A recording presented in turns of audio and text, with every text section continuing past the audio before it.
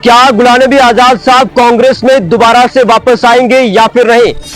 क्या कांग्रेस की हाईकमान गुलाम नबी आजाद के संपर्क में है? क्या उन्हें वापस लाने की कोशिश की जा रही है? क्या यह प्रयास किया जा रहा है कि गुलाम नबी आजाद साहब कांग्रेस में दोबारा जो है वो वापस जाए? ये सबसे बड़ी बात है और आप लोगों को क्या लगता है कमेंट बॉक्स में जरूर बताइएगा। वहीं आपको बता दें कि टॉप सोर्स की जानिब से यह खबर निकलकर सामने आ रही है कि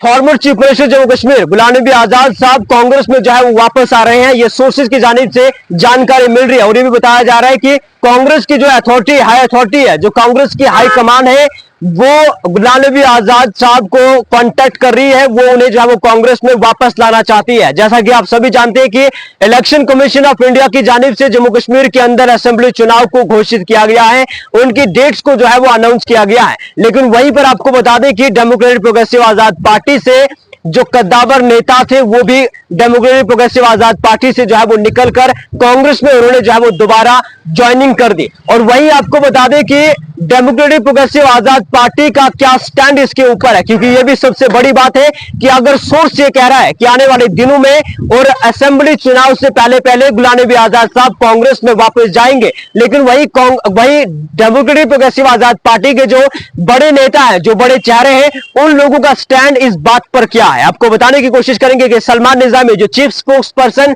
डेमोक्रेटिक प्रोग्रेसिव आजाद पार्टी के हैं, उनकी जानिब से एक लेटर ये निकाला गया और उन्होंने साफ ही तौर पर यह कहा है कि गुलाम नबी आजाद साहब किसी भी हाई कमान के संपर्क में नहीं है और ना ही किसी भी कांग्रेस के बड़े नेता से उनकी जो है वो बातचीत हुई है इस मसले पर, या फिर वो कांग्रेस में जो है वो दोबारा नहीं जा सकते। और ये इस तरह की जो खबरें हैं, ये अफवाह है, ये रूमर्स जो पब्लिक में फैलाया जा रहा है ताकि डेमोक्रेटिक प्रोग्रेसिव आजाद पार्टी को तोड़ा जा सके। लेकिन वहीं पर टॉप सोर्स ये जरूर कहता है कि आने वाले समय में गुलाम नबी आजाद साहब कांग्रेस में जो है वो दोबारा जा सकते हैं, जिस तरह से धीरे धीरे डेमोक्रेटिक प्रोग्रेसिव आजाद पार्टी से जो बड़े चेहरे हैं वो निकल रहे हैं। इससे पहले आपने देखा कल की डेट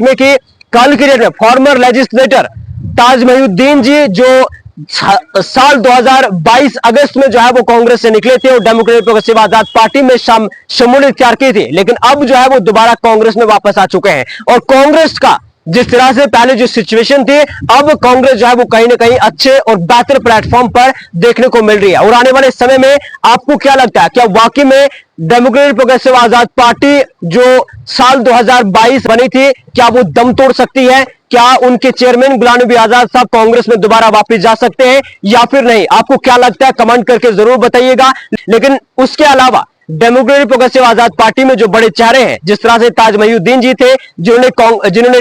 डीपीएपी को जो है वो छोड़कर कांग्रेस में जो है वो दोबारा उसमें शामिल हुए, और ये कहीं ना कहीं एक अंदेशा लगाया जा सकता है कि आने वाले दिनों में एक बड़ा जो है वो एक बड़ी वजह जो है वो सामने आ सकती है कि डीपीएपी के जो नेता है वो क्यों आखिर आजाद पार्टी से जो है वो निकल रहे हैं और कांग्रेस में जो है वो लगातार ज्वाइनिंग कर रहे हैं। फिलहाल आपको बता दें कि एक महत्वपूर्ण खबर, एक बड़ी खबर, जिस तरह से असेंबली चुनाव को जम्मू कश्मीर के अंदर इलेक्शन कमीशन ऑफ इंडिया ने अनाउंस किया। 18 सितंबर को पहला फेज, दूसरा फेज 25 सितंबर को और तीसरा फेज 1 अक्टूबर को और 4 अक्टूबर को जो है वो डेट काउंटिंग का समय जो है वो रखा गया, दिन रखा गया है। और उस दिन